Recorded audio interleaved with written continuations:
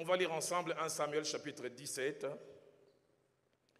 du verset 34 au verset 37, et puis du verset 45 à 50. J'ai 4 longs passages à lire avec vous, mais ça sera utile. 1 Samuel chapitre 17, verset 34 à 37. David dit à Saül, ton serviteur faisait paître les brebis de son père, et quand un lion ou un ours venait en enlever une du troupeau, je courais après lui, je l'ai frappé et j'arrachais la brebis de sa gueule. S'il s'est dressé contre moi, je l'ai saisissé par la gorge, je l'ai frappé et je l'ai tué. C'est ainsi que ton serviteur, et j'aime bien les termes qu'il utilise, a terrassé les lions et l'ours, et il en sera du Philistin de cet incirconcis comme de l'un d'eux, car il a insulté l'armée du Dieu vivant. David dit encore, l'Éternel qui m'a délivré de la griffe du lion et de la patte de l'ours, me délivrera aussi de la main de ces Philistins. Et Saül dit à David, va et que l'Éternel soit avec toi. Versets 45 à 50. David dit aux Philistins, tu marches contre moi avec l'épée, la lance et les javelots, et moi je marche contre toi au nom de l'Éternel des armées, du Dieu de l'armée d'Israël que tu as insulté. Aujourd'hui, l'Éternel te livrera entre mes mains, je t'abattrai, je te couperai la tête. Aujourd'hui, je donnerai le cadavre du camp des Philistins aux oiseaux du ciel et aux animaux de la terre. Et toute la terre saura qu'Israël a un Dieu. Et toute cette multitude saura que ce n'est ni par l'épée, ni par la lance que l'Éternel sauve, car la victoire appartient à l'Éternel. Il vous livre entre nos mains. Aussitôt que les Philistins s'est mis en mouvement pour marcher au devant de David, David courut sur le champ de bataille à la rencontre du Philistin. J'aime bien ces verbes, il courut. Il mit la main dans sa gibecière, il prit une pierre et la lança avec sa fronde. Il s'enfonça dans le front du Philistin qui tomba le visage contre terre. Ainsi, avec une fronde et une pierre, David fut plus fort que les Philistins. Il les terrassa et lui ôta la vie sans avoir d'épée à la main. 1 Samuel chapitre 18, nous lisons 2 portions, les versets 5e et puis les versets 12 à 14. David allait et réussissait partout où l'on voyait Saül. Il fut mis par Saül à la tête des gens de guerre. Il plaisait à tout le peuple, même aux serviteurs de Saül. Versets 12 à 14. Saül craignait la présence de David parce que l'Éternel était avec David et s'était retiré de lui. Il éloigna de sa personne, il établit chef de 1000 hommes. David sortait et rentrait à la tête du peuple et soulignez bien, il réussissait dans toutes ses entreprises et l'Éternel était avec lui. 2 Samuel au chapitre 5e, deuxième livre avant-dernière portion, deuxième livre de Samuel, le chapitre 5e. Nous lisons du verset 6 au verset 10 et puis 17 à 25. Le roi marcha avec ses gens sur Jérusalem contre les Jébusiens, habitants du pays. Ils dirent à David, tu n'entreras point ici, car les aveugles même et les boiteux te repousseront. Ce qui voulait dire, David n'entrera point ici. Mais David s'empara de la forteresse de Sion, c'est la cité de David. David avait dit en ces jours, quiconque battra les Jébusiens et atteindra les canals, quiconque frappera ces boiteux et ces aveugles qui sont les ennemis de David. C'est pourquoi l'on dit l'aveugle et le boiteux n'entreront point dans sa maison. David s'établit dans la forteresse qu'il appela cité de David. Il fit de tous côtés des constructions, en dehors et en dedans des Milo. Et j'aime bien le verset 10. David devenait de plus en plus grand. Et l'Éternel, le Dieu des armées, était avec lui. Verset 17. Et les Philistins apprirent qu'on avait oint David pour roi sur Israël. Ils montèrent tous à sa recherche. David, qui en fut informé, descendit à la forteresse. Les Philistins arrivèrent, se répandirent dans la vallée des Réphaïm. David consulta l'Éternel en disant, monterai-je contre les Philistins? Les livreras-tu entre mes mains? Et l'Éternel dit à David, monte, car je livrerai les Philistins entre tes mains. David vint à Baal-Pérasim, où il est bâti. Puis il dit, l'Éternel a dispersé mes ennemis devant moi, comme les eaux qui s'écoulent. C'est pourquoi l'on donna à ces lieux le nom de Baal-Pérasim. Ils laissèrent là leur idole, et David et ses gens les emportèrent. Les Philistins montèrent de nouveau et se répandirent dans la vallée des Réphaïm. David consulta l'Éternel, et l'Éternel dit, tu ne monteras pas, tourne-les par derrière, et tu arriveras sur eux vis-à-vis des mûriers. Quand tu entendras un bruit de pas dans les cimes des mûriers, alors hâte-toi, car c'est l'Éternel qui marche devant toi pour battre l'armée des Philistins. David fit ce que l'Éternel lui avait ordonné, et il battit les Philistins depuis Géba jusqu'à Gézer. Et puis enfin, dernière portion, 2 Samuel chapitre 21, lisons du verset 15 au verset 22. Les Philistins firent encore la guerre à Israël. David descendit avec ses serviteurs. Ils combattirent les Philistins. David était fatigué. Et Jishbi Benob, l'un des enfants de Rapha, eut la pensée de tuer David. Il avait une lance du poids de 300 cycles d'airain et il était ceint d'une épée neuve. Abishai, fils de Thérouza, vint au secours de David, frappa les Philistins et les tua. Alors les gens de David jurèrent en disant, tu ne sortiras plus avec nous pour combattre, tu n'éteindras pas la lampe d'Israël. Il y eut encore après cela une bataille à Gob avec les Philistins. Alors Sibécaï, les Houchatites, tua Saph, qui était un des enfants de Rapha. Il y eut encore une bataille à Gob avec les Philistins. Et Elkana, fils de Jarel Oregim, de Bethléem, tua Goliath de Gath, qui avait une lampe dont le bois était comme une ensouple de tisserand. Il y eut encore une bataille à Gath. Il s'y trouva un homme de haute taille qui avait 6 doigts à chaque main. Oh là là, j'aurais voulu voir une telle personne. Et à chaque pied, 24 en tout, et qui était issu de Rapha. Il jeta un défi à Israël, et Jonathan, fils de Chiméa, frère de David, les tua. Ces 4 hommes étaient des enfants de Rapha à Gath. Ils périrent, et j'aime bien ce que la Bible dit, par la main de David et par la main de ses serviteurs. Ce matin, au travers de ces 4 textes qui montrent les exploits, les choses extraordinaires qu'un homme fait de chair et de sang comme vous et moi, appelé David, a eu à accomplir. Partons de ces textes, j'ai voulu parler sur le thème 3 secrets de David, les tueurs de géants et les faiseurs d'exploits. 3 secrets de David, les tueurs de géants et les faiseurs d'exploits. Nous allons voir qu'est-ce qui a amené David, homme fait de chair et de sang comme vous et moi, enclin aux limitations, à poser des actes extraordinaires, des actes qui nous laissent bouche bée, des actes qui nous amènent à nous poser la question, avons-nous le même Dieu ou avait-il un Dieu différent? Un jeune homme vivant une succession de frustrations dans sa marche avec Dieu est venu me voir un jour et dit, papa Dalo, j'ai l'impression que toi, tes prières, ça va chez Dieu le Père, lui-même qui les gère. Moi, sûrement, ça doit être l'ange Gabriel. Parce qu'il avait l'impression qu'on ne voyait pas les mêmes choses. Qu'est-ce qui amène David à accomplir autant d'exploits? Avant de toucher les 3 secrets, je voudrais ramener à la surface 6 petites informations attachées à David. La première, c'est qu'une étude approfondie montre qu'il est mort à 70 ans. Ouin, entre 16 ans et 17 ans, il a connu plus de 13 ans d'errance, courant à gauche et à droite, craignant que Saül puisse le détruire. Et puis à l'âge de 30 ans, il est devenu d'abord à Hébron, et puis finalement sur tout Israël. Deuxième information, 1 Roi chapitre 2, verset 11, nous montre qu'il a régné sur tout Israël 40 ans. 7 ans et quelques mois à Hébron et 33 ans à Jérusalem. Troisième information, le premier livre des rois au chapitre 1er, au verset 11, nous montre que physiquement au soir de sa vie, il était fatigué.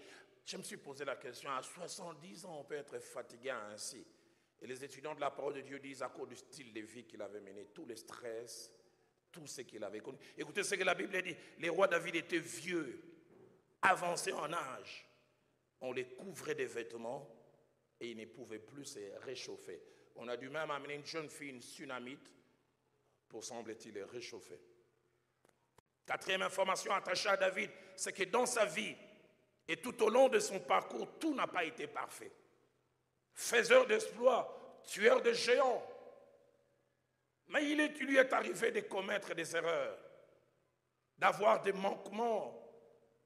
De Samuel au chapitre 11 et chapitre 12 nous parle de l'instant où il envie Bathsheba, va avec et même fait tuer son mari plus tard, Uri.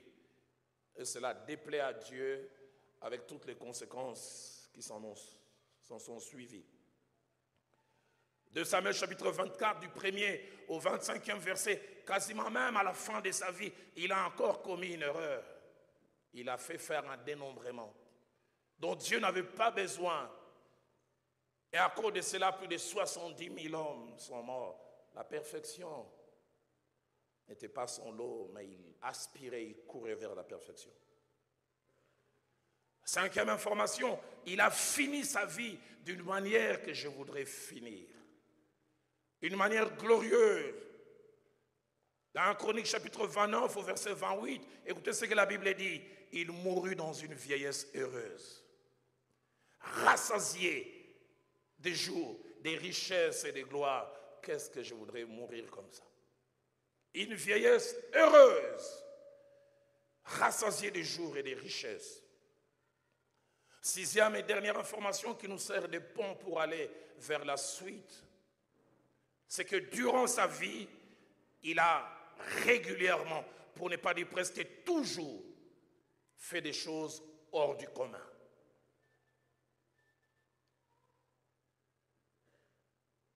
Des choses que les autres ne faisaient pas. En Chronique 29 au verset 30 dit qu'il a accompli des exploits. Qu'est-ce donc un exploit? Deux définitions simples. Un exploit, c'est une action remarquable et exceptionnelle qui dépasse les normes, qui dépasse les limites habituelles. Deuxièmement, un exploit, c'est une action d'éclat qui ne peut passer inaperçue à cause de son côté exceptionnel. David, un faiseur d'exploits, et Dieu veut, je finirai par cela vers la conclusion, que toi et moi, nous soyons des faiseurs d'exploits. Nous soyons des hommes et des femmes faisant des choses hors du commun, des choses qui nous distinguent. En Samuel chapitre 17, versets 34 à 37 que nous avons lu, à peine un adolescent, la Bible dit il a tué un ours et un lion. Un ours et un lion tués. Qu'aurais-tu fait si tu rencontres un lion ou un ours? Mon épouse, malgré sa foi, elle a des problèmes avec les cancrets là. Jésus!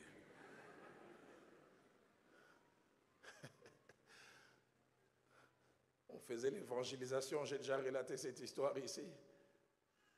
J'avais, je pense, 22, 23 ans, on va dans les quartiers Upen et on arrive devant une maison. On pensait que c'était le style des Quinois. Vous savez, les Quinois, quand ils ont peur, ils font peur. Ils mettent chien méchant même s'il n'y a pas un chien. On a mis chien méchant. L'ami a dit, il est possible qu'il y ait un chien. Ah, ça c'est... Et puis on est rentré.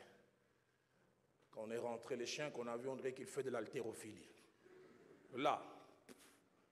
Et on était à 3, moi j'étais devant.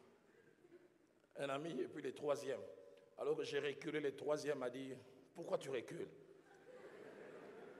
La Bible dit, nous marcherons sur les serpents et les scorpions. Il pouvait dire cela, il était en 3e position. J'aime beaucoup le 2e, lui il connaissait sa Bible. Il a dit à l'ami, on n'a pas cité des chiens.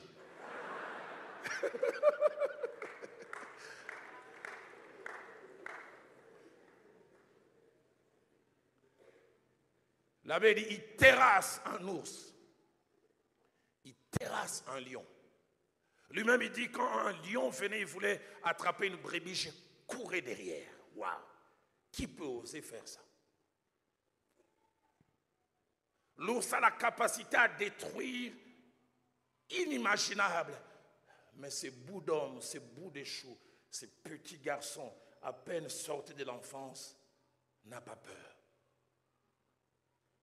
En Samuel chapitre 17, verset 45 à 50 que nous avons lu. Alors que tout Israël recule devant les géants Goliath, lui il avance. Les gens sont même étonnés quand ils se renseignent. Que va-t-on faire à celui qui va tuer ces géants? Et Saül, qui avait fait toute la formation à l'armée, voit un jeune homme qui n'avait pas de numéro matricule à l'armée. 16, 17 ans. C'est un adolescent, il a encore des boutons. Il sent les laits. Un pasteur a dit, c'est pas impossible que dans sa culotte derrière, il avait un biberon. À peine. Et il va dire à ses rois que personne ne se décourage. Il ne dit pas qu'on va se battre. Il dit, je vais tuer ces... Oh. On dit autre temps, autre mœurs.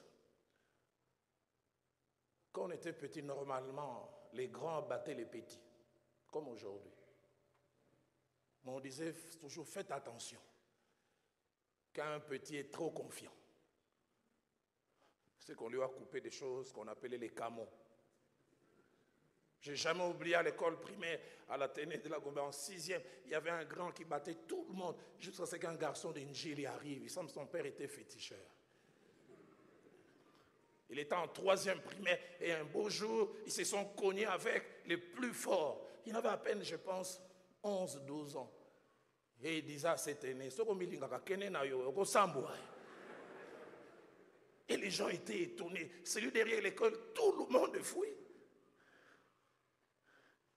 Et quelqu'un me l'a signalé, cette confiance vient de quelque part. Son père est féticheur, il a un palmarès, c'est terrible. Et on a dit à l'autre, sa spécialité, quand il te donne un coup de tête, les lèvres coupées au milieu. Le combat qui devait avoir lieu n'a pas eu lieu. D'où vient la confiance de ce petit garçon?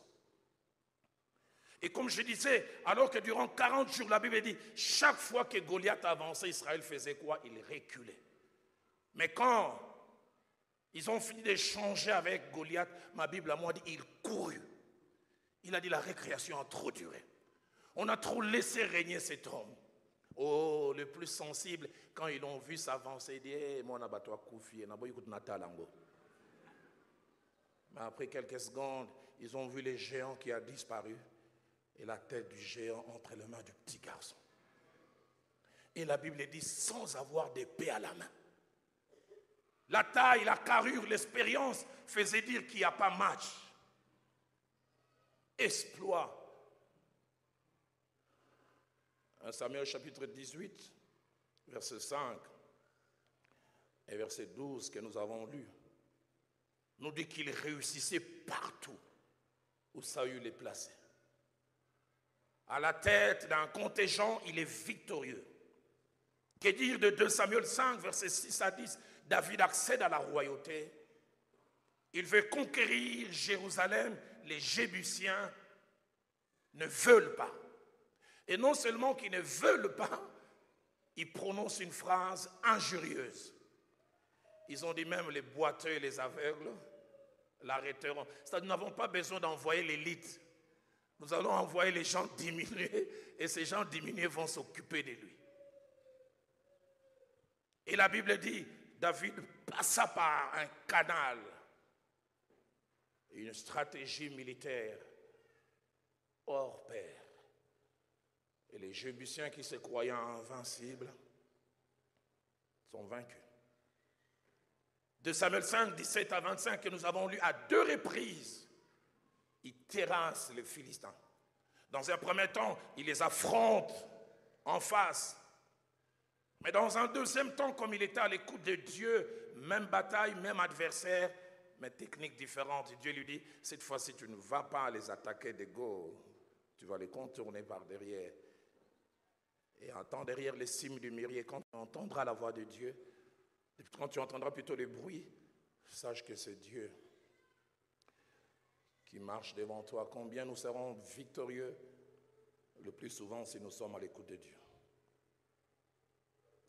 Et de Samuel chapitre 21, versets 15 à 22, nous montre comment David avec ses lieutenants tue 4 autres géants à part Goliath, descendants de Goliath, dont un autre aussi s'appelait Goliath. La Bible dit au verset 22, les 4 hommes qui étaient enfants de Rapha Agathe périrent par la main de David et par la main de ses serviteurs. Quasiment 5 en 5, à presque 60 ans de vie où il allait d'exploit en exploit. Dans son palmarès, presque pas de défaites. Et les victoires sont des victoires éclatantes. La grande question est, qu'est-ce qui a rendu David capable d'accomplir autant? Qu'est-ce qui l'a rendu capable d'accomplir plus que plusieurs avant et même après lui? Qu'avait-il de si particulier que nous n'avons pas, qui nous empêche d'être comme lui et de faire comme lui? Tous ces exploits, étaient-ce le fruit du hasard, accidentel, ou y avait-il un secret derrière? Et si secret il y a, quel est ce secret? Je réponds déjà, il n'y avait pas un secret, il y en avait plusieurs. En étudiant la parole de Dieu, je suis arrivé à 6, mais ce matin, je parlerai de 3. 3 secrets qui a fait de lui un faiseur d'exploits. Et le même secret peut faire aussi que toi et moi, nous soyons des faiseurs d'exploits. Le premier secret qui a fait de David un tueur de géants et un faiseur d'exploits, c'est que David était en alliance avec Dieu. En alliance avec Dieu. Pas d'exploit, pas de victoire sur des géants, sans alliance avec le Créateur. Lorsque nous parlons d'alliance, nous parlons des pactes, accords entre deux ou plusieurs personnes où les intérêts sont mis en commun. Où il y a engagement mutuel qui crée des devoirs ainsi que des droits de l'un vis-à-vis de l'autre. Dans 2 Samuel chapitre 23, au verset 5, parlant de sa relation avec Dieu, écoutez ce que la Bible dit. Dieu a fait avec moi une alliance éternelle. Ça, c'est David qui témoigne. Et il dit, en tout point bien réglé et offrant une pleine sécurité. Je suis en alliance avec Dieu.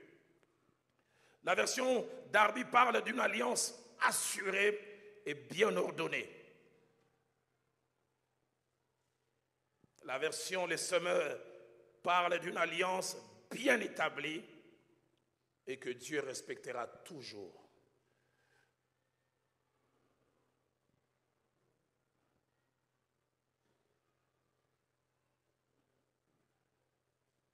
Que Dieu nous aide comme David à être des hommes et des femmes d'alliance. Plus loin, il est parlé d'une alliance inviolable qui ne peut être changée. Et comme je l'ai dit, lorsqu'il y a alliance, il y a un engagement mutuel. Je ferai ceci si tu fais cela. Je te suis redevable, mais il faut que tu fasses ceci pour que je fasse cela. 2 nations en alliance font que tu attaques l'une, tu attaques aussi l'autre. Parce qu'ils sont en alliance. Israël est en alliance avec les États-Unis qui osent toucher Israël. Les Américains se lèvent derrière. Je voudrais lire quelques portions pour vous faire montrer comment le Dieu de la Bible aime et sait s'engager. Psaume 89, versets 4 à 5 d'abord, et puis nous lirons une longue fourchette. J'ai voulu prendre quelques portions, mais je dis, Roland, laisse parler la Bible. Psaume 89, versets 4 à 5. Écoutez ce que Étant l'exacrite dit. Il dit, je fais alliance avec mon élu. Voici ce que j'ai juré à David, mon serviteur. J'affermirai ta postérité pour toujours et j'établirai ton trône à perpétuité. Allez, commençons encore à partir du verset 20. Étant qui était un chanteur, un conducteur de louanges, mais aussi un prophète, a eu la révélation de l'alliance de David avec Dieu. Écoutez ce qu'il dit. Alors tu parles dans une vision à ton bien-aimé et tu dis, j'ai prêté mon secours à un héros. J'ai élevé du milieu du peuple un jeune homme.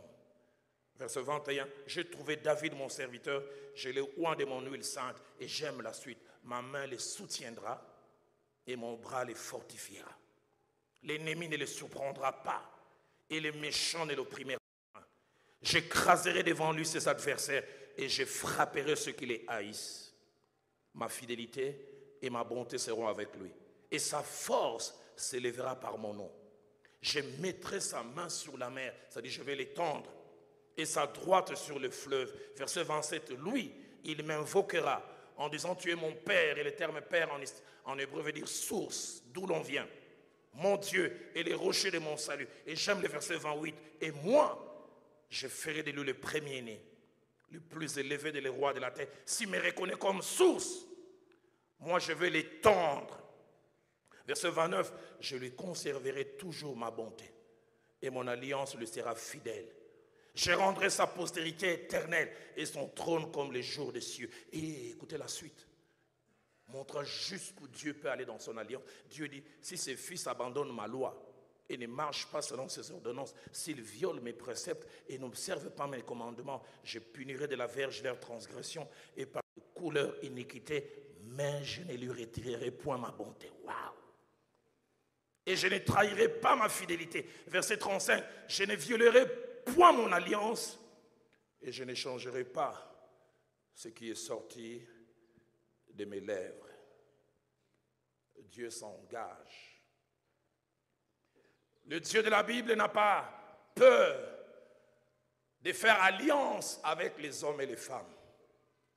Plusieurs autres endroits dans la Bible, il nous est montré, il a fait des alliances avec des gens. Genèse chapitre 9, versets 9 à 17, au sortir de l'arche, il a fait alliance avec Noé, en plaçant même les signes de l'alliance, l'arc-en-ciel.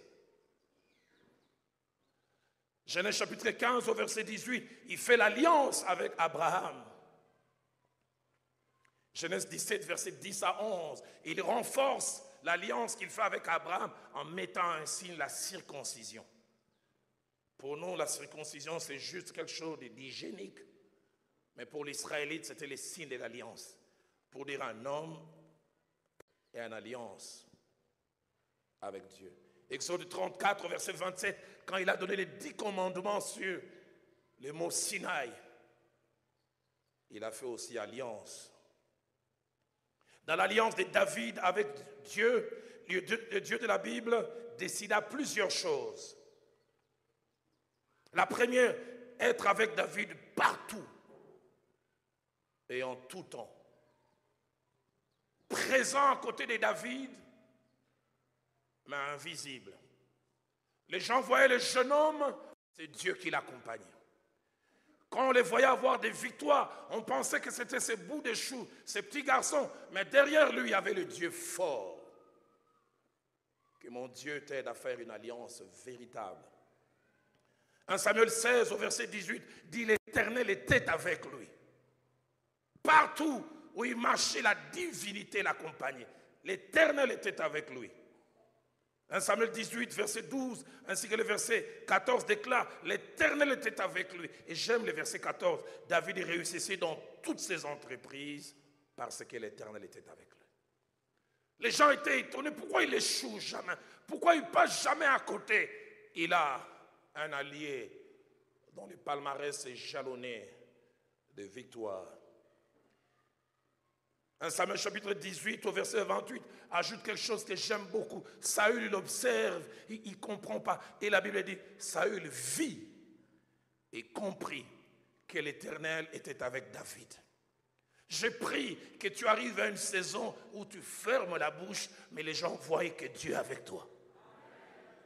Tu n'as plus à dire Dieu est avec moi, que les gens voient, que les gens constatent. Ton Dieu s'est longtemps caché.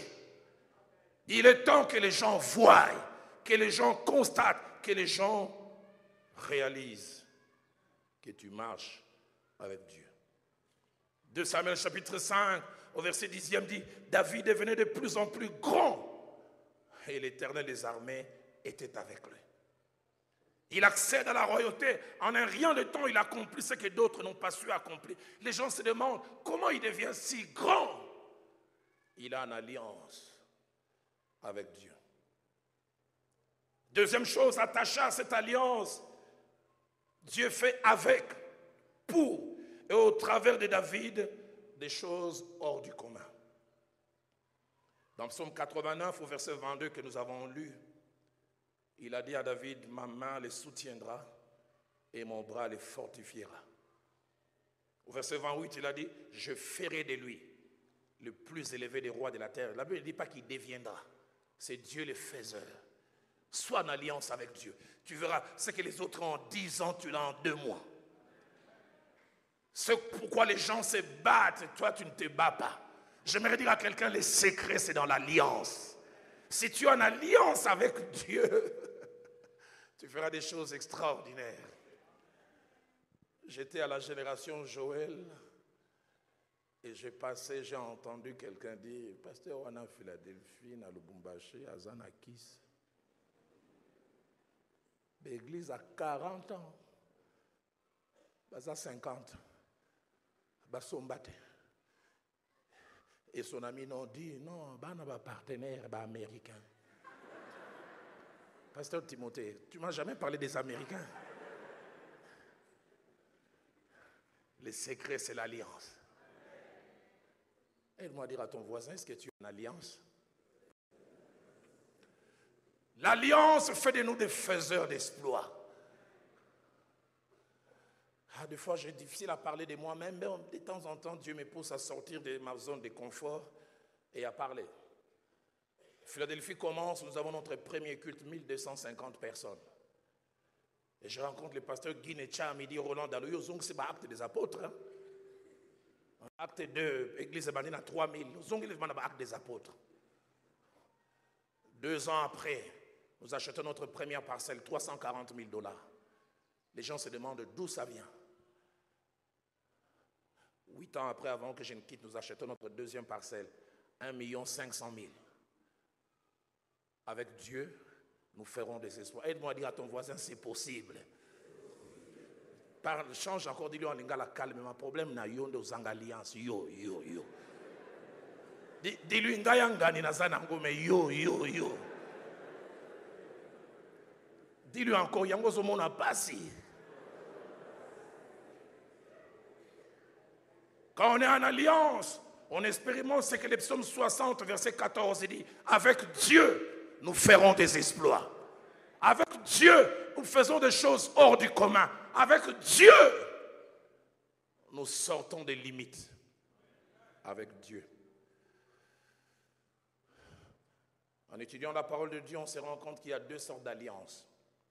Premièrement, il y a des alliances dont Dieu est l'initiateur. C'est lui qui vient vers nous, il dit fais ceci, fais cela. Mais deuxièmement, il y a des alliances dont nous sommes les initiateurs. Et quand j'ai prié ce matin, Dieu m'a dit, amène le peuple à faire une alliance. Où nous nous engageons vis-à-vis de Dieu et nous verrons ce que Dieu peut faire. Dans Genèse chapitre 28, versets 20 à 22, Jacob est à un tournant de sa vie. Les temps sont durs. Il fait une alliance avec Dieu. Écoutez ce qu'il dit. Si Dieu est avec moi et me garde pendant ces voyages que je fais, s'il me donne du pain à manger et des habits pour me vêtir, si je retourne en paix à la maison de mon Père, alors l'Éternel sera mon Dieu. Il dit, cette pierre que j'ai dressée pour monument sera la maison de Dieu et je donnerai la dîme de tout ce qu'il me donne. Je connais plusieurs personnes qui ont fait alliance avec Dieu.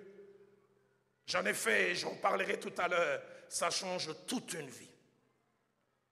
Il y a 6 mois, j'étais en Amérique du Nord avec une femme, une jeune femme, je pense maintenant, elle doit avoir 49 ans. Elle est devenue veuve à l'âge de 31 années. Son mari l'a laissée avec 5 filles,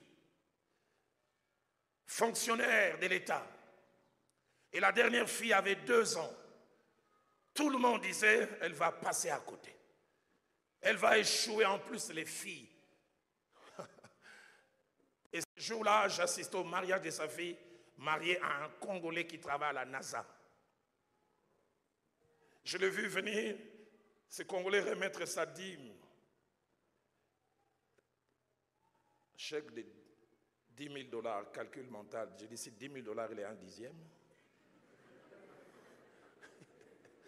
Donc il gagne. Et cette femme a dit, dès l'instant où son mari est mort, tout le monde a commencé à se moquer. Elle a fait alliance avec Dieu dans 2 directions. Son mari était un haut placé à l'église. Elle dit, je venais m'asseoir avec les notables. Elle dit, j'ai pris la décision. Désormais, je laverai les toilettes de l'église. Seigneur, moi, je m'occupe de la partie la plus sale, la partie la plus vile. Mais toi, occupe-toi de mes filles. Qu'aucune ne passe à côté. Elle a dit, j'ai pris la décision ces jours-là. Seigneur, je ne suis qu'une fonctionnaire, mais je décide. Je ne paierai plus la dîme des 10%, je paierai 30%. Et toi, occupe-toi de mes filles. Je ne sais pas qu'est-ce que Dieu va t'inspirer aujourd'hui, mais j'aimerais dire à quelqu'un, fais une alliance avec Dieu. Toutes ses filles se sont mariées et bien mariées. Il y a des alliances dont Dieu est l'initiateur, mais il y a des alliances, c'est à toi de les provoquer. Et Dieu aime être provoqué. Il sait s'engager. L'alliance peut être faite de 3 sortes de choses. Elle peut être faite de choses à faire, mais aussi des choses à ne pas faire. L'alliance peut aussi être faite de choses à faire au-delà. 20 mars 97 a été le jour qui a été le tournant dans ma vie ministérielle. J'avais 3 jours de jeûne et prière à Nairobi. Je priais pour ma vie, pour mon futur. Et Dieu a commencé à me parler. Il m'a dit ce soir-là, Roland, quand tu rentreras à Kinshasa, je te donnerai 10 ans où je lèverai ton nom. Si tu les gères bien, je te donnerai 10 ans encore. Et si les 10 ans qui viennent après, tu les gères encore bien, je te donnerai encore 10 autres années. Et il m'a dit, l'une des choses, il m'a cité 3, j'aimerais vous citer une seule. Sois fidèle à ta femme. Ne triche jamais. Si tu ne triches jamais, tu verras là où je vais t'amener. Vous pensez que moi, quand je vois ces sœurs qui sont belles, je vois des autos blindés qui passent. Des fois, les cœurs bas, les genoux se cognent. Quand je veux, je dis comme les Bakongos, Mbadi. Garde l'alliance. Garde l'alliance. Et tu verras ce que Dieu peut faire avec toi. Garde l'alliance. Garde l'alliance. Aide-moi à dire à ton voisin, garde l'alliance. Deuxième secret qui a fait de David un tueur de géants et un faiseur d'exploits. David était un assoiffé de Dieu. David était un assoiffé de Dieu. Qu'est-ce que j'aimerais dire quand je dis que David était un assoiffé de Dieu? 3 choses. La première, David aimait Dieu. Un amour réel. Un amour visible. Un amour palpable. Il n'y avait pas besoin de microscope pour voir si Dieu et David étaient amoureux. Il aimait Dieu. Ça se voyait, ça se sentait. Tu peux venir à l'église et ne pas aimer Dieu. Tu peux me mettre actif et ne pas aimer Dieu. Tu peux prêcher comme je prêche et ne pas aimer Dieu. Roland, est-ce que tu aimes réellement Dieu? Psaume 18, verset 2, David dit, je t'aime, ô Éternel, ma force. Psaume 116, au verset 1, il a dit, j'aime l'Éternel, car il entend ma voix. Est-ce que tu aimes Dieu? Et si Dieu veut qu'on l'aime, lui-même montre comment en 3 temps. Dans 1 Jean chapitre 3, verset 18, l'apôtre Jean parle, il dit, petit enfant, n'aimons point en parole avec la langue, mais avec action et vérité. Tu veux dire que tu aimes Dieu, que ça ne soit pas la bouche. Tu dis que tu l'aimes, mais tu triches. Tu dis que tu l'aimes, mais tu sors avec le mari d'autrui. Tu dis que tu l'aimes, mais menteur. S'il y avait Jeux olympiques des mensonges, tu auras la médaille d'or. Deuxième façon de l'aimer, Deutéronome chapitre 6, verset 5, par d'un amour inconditionnel, sans calcul. Lui-même, quand il donne la loi, il dit, tu aimeras le Seigneur ton Dieu de tout ton cœur, de toute ton âme et de toute ta force. Est-ce que tu aimes réellement Dieu? Cet homme est venu de Paris, j'oublie jamais. en 2014. Ce dimanche-là, j'ai conduit la prière. Il était assis là. Et vers la fin, j'ai dit, tout le monde se met à genoux. Et il était à une partie de Philadelphie, vous savez, chez nous, on n'est pas couvert comme ici. C'est une petite partie.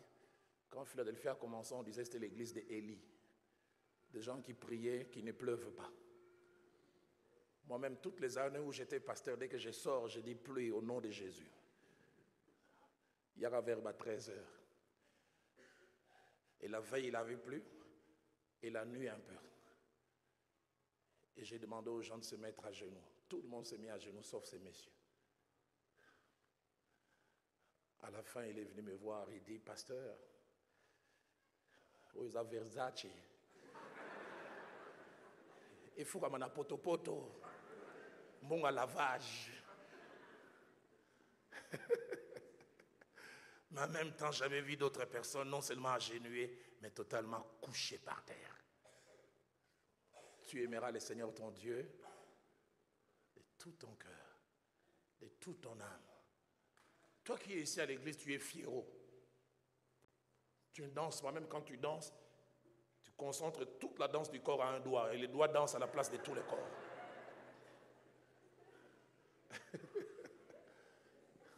Mais qui est faite en famille. Et les Bayoudas du Congo qui jouent. Là, on voit ta face B. Amenez-moi un pad, Kamoula. Oh, les mêmes timides à l'église. Tu aimeras le Seigneur ton Dieu de tout ton cœur, de toute ton âme. En général, ma petite expérience m'a montré ceux qui aiment peu, comme la Bible dit, ils ont expérimenté peu avec lui. Quand vous voyez quelqu'un d'exubérant, d'expressif, ne condamnez pas directement.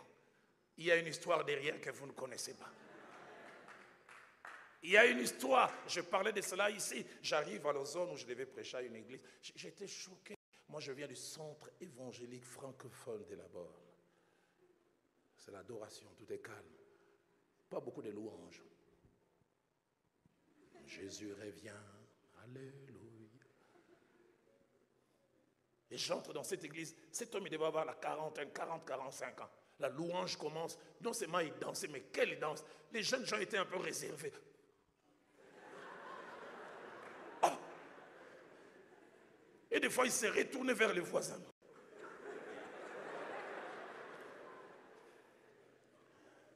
J'avais la trentaine à l'époque. Et je dis, quelqu'un qui est plus âgé que moi. Et il continue. Je l'ai regardé, le pasteur a compris. Il m'a dit à l'oreille, Roland, si je t'explique l'histoire de cet homme, tu vas les laisser danser. L'homme m'a continué encore. Je me suis retourné vers le pasteur, j'ai dit, je suis en train de pécher, aide-moi.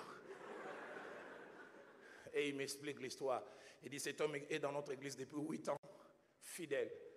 Il dit, il a un background baptiste. Avant, il ne bougeait pas beaucoup.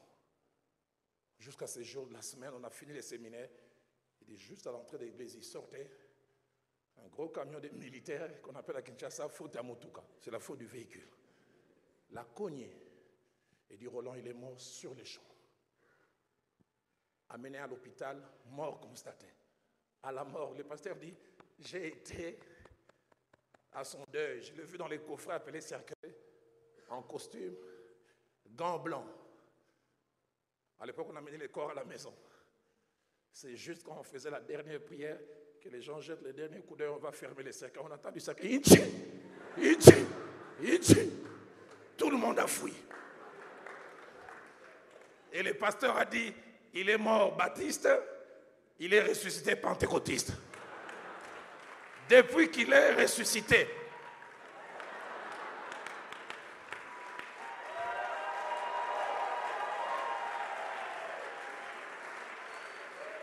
il voulait dire, ma vie était finie, mais Dieu a ajouté les minutes additionnelles.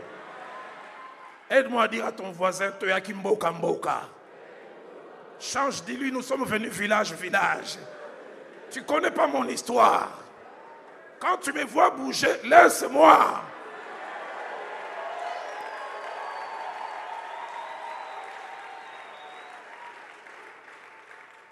Troisième visage de cet amour, Jean 14 dit, si vous m'aimez, vous garderez mes commandements. Il était assoiffé de Dieu, il aimait Dieu, mais deuxièmement, il était un passionné de Dieu et plaçait les intérêts de Dieu avant. Passionné de Dieu.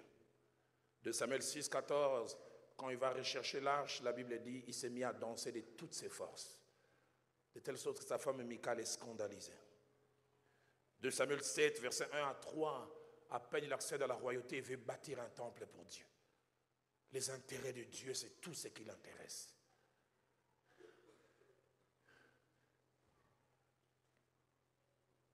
Un Chronique 6, 31 et un Chronique 16, verset 39, il accède à la royauté et il établit l'adoration perpétuelle.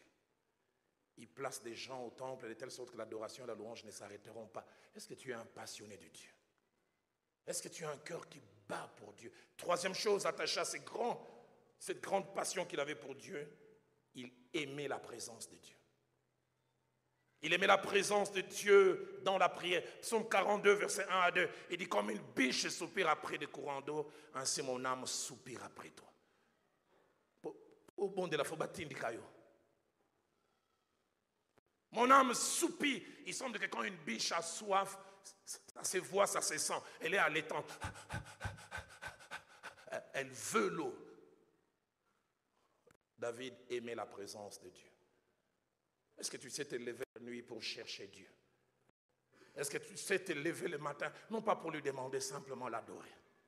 Le peu d'adoration, c'est ici à l'église.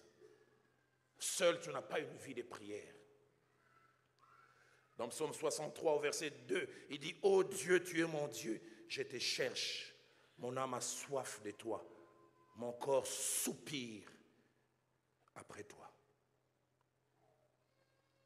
Psaume 84, verset 11, il dit, « Mieux vaut un jour dans tes parvis que 1000 ailleurs. » Il dit, « Je préfère me tenir sur le seuil de la maison de mon Dieu plutôt que d'habiter dans les tentes de méchants. » Psaume 122, verset 1, il dit, « Je suis dans la joie quand on me dit, allons dans la maison du Seigneur. » Une étude de la vie de David montre que David venait très rarement pour demander des choses à Dieu. Ce qui l'intéressait, c'était Dieu d'abord. Dieu est Dieu. Dernier secret, je termine ce matin, qui a fait de lui un faiseur d'exploits. David était un homme rempli de l'esprit. J'aimerais dire à quelqu'un, il n'y a pas d'exploit sans l'esprit de Dieu. Les diplômes ne suffisent pas, les compétences ne suffisent pas, les relations ne suffisent pas. Nous avons besoin de l'esprit.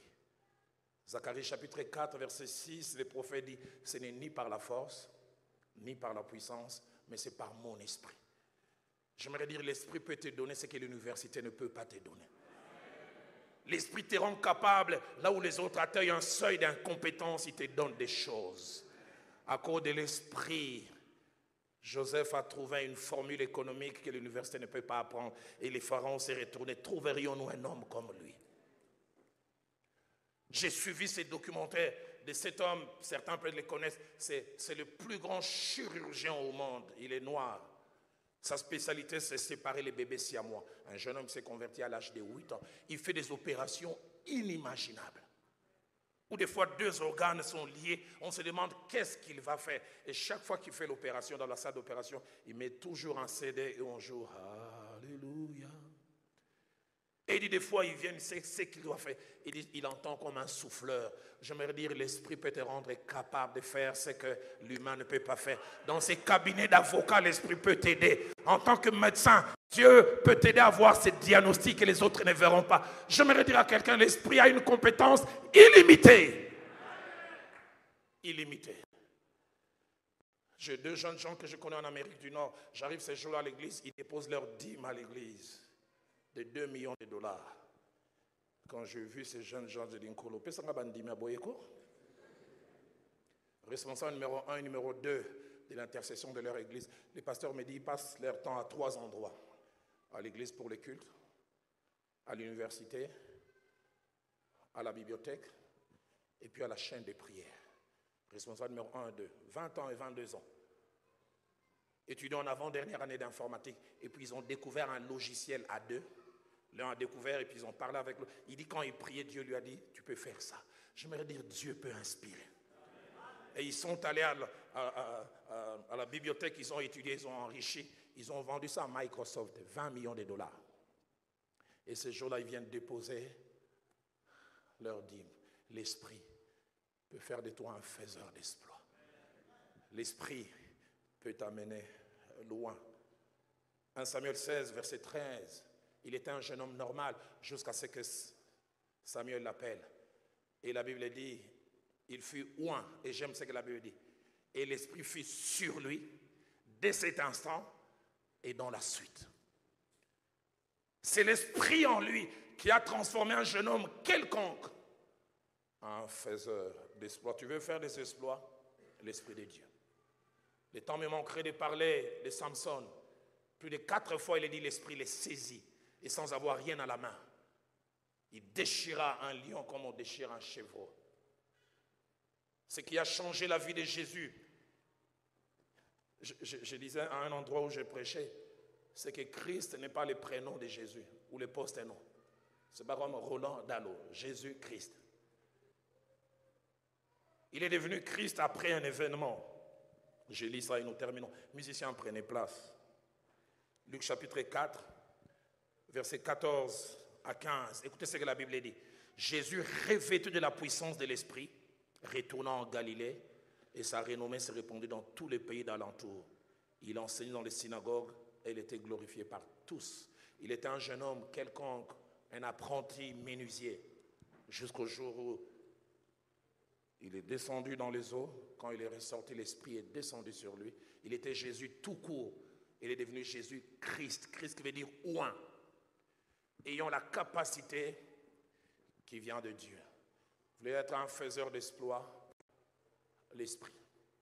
L'Esprit et l'Esprit et l'Esprit et l'Esprit encore.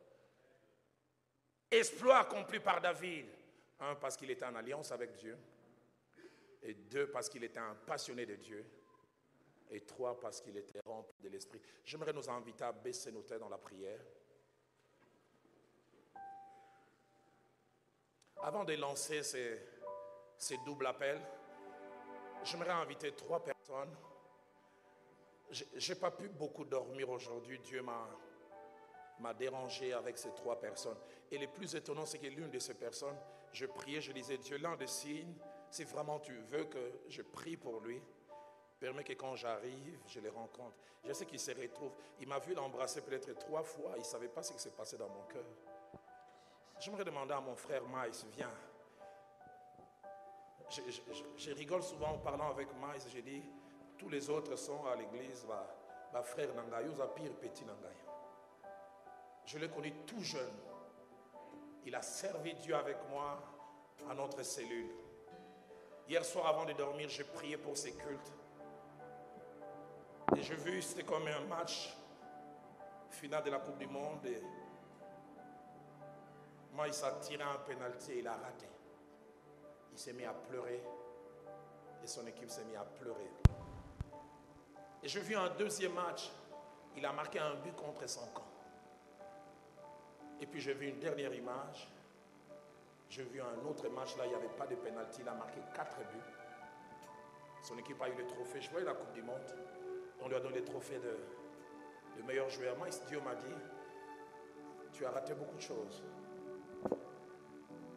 Mais Dieu m'a dit, si tu prends un nouveau départ aujourd'hui, les 10 prochaines années, t'aideront à oublier plein de choses. Retiens ce jour, retiens cette date, et on en reparlera. Les 2 autres personnes, ce sont les 2 enfants, les aînés du pasteur Timothée. J'aimerais que les 2 viennent ici. J'ai vu un à ma gauche et l'autre, je l'ai vu circuler. Qui s'avance? Dieu m'a dit les 2 seront très grands, mais dans 2 domaines différents. Je ne sais pas quel domaine. Les 2 autres aussi seront grands, mais les 2 seront très, très, très grands. Et Dieu m'a dit aussi, ils passeront le gros de leur vie loin de vous. À cause de la grandeur que Dieu va leur donner. Alors maman, toi tu profites d'eux. Tu ne les verras pas souvent. J'ai vu une image, j'ai vu ces garçons. Ils passaient avec un cortège des gardes du corps. Et je voulais m'approcher, on m'a poussé. Et Dieu m'a dit, Roland, ce sont les dernières années où tu l'approches.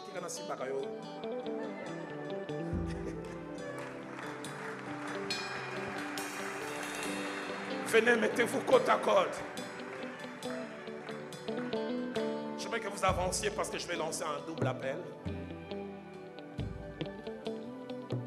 Quand j'ai prêché tout à l'heure, j'ai dit les exploits et le fait de tuer les géants est attaché au fait de faire une alliance. Il y a une alliance où Dieu peut être l'initiateur, mais il y a une alliance que vous pouvez initier. Y a-t-il des hommes et des femmes qui veulent initier une alliance avec Dieu ce matin? Je ne sais dans quel domaine. J'ai dans l'alliance, il y a des choses à faire, 2 des choses à ne pas faire, mais 3 des choses à faire au-delà. Si quelqu'un, alors que je parlais, même là, Dieu est en train de te toucher, de te dire de faire une alliance, viens. Déplace-toi ici, à ma droite, et retiens cette date, parce que tu es embauché dans l'équipe des faiseurs d'exploits. Deuxième appel que je m'ai lancé, il y a des hommes et des femmes qui ont perdu la passion pour Dieu. Tu l'aimais autrefois, mais tu t'es refroidi. L'un des secrets qui a fait de David un faiseur d'exploits, il était passionné pour Dieu. Il aimait Dieu. Il plaçait les intérêts de Dieu avant. Y a-t-il quelqu'un qui me dit, je veux des exploits, mais j'ai perdu des choses dans ma relation avec Dieu. La vie de prière, je l'ai perdue. La crainte de Dieu a diminué. Même donner à l'œuvre de Dieu, c'est devenu une corvée. J'aimerais retrouver cette passion. Alors que les amis s'avancent, nous élevons nos mains et nous chantons ces merveilleux cantiques. Alléluia.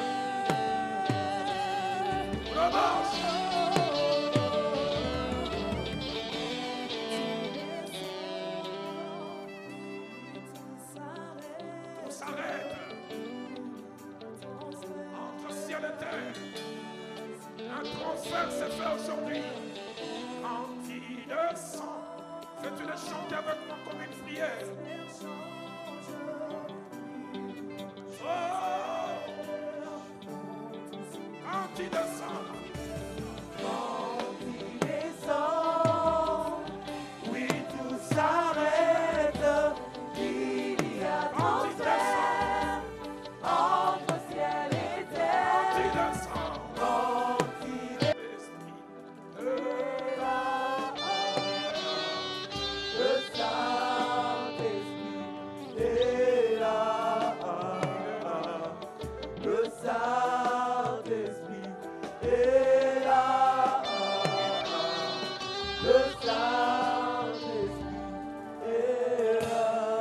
Alors que les instruments continuent à jouer, lève ta voix.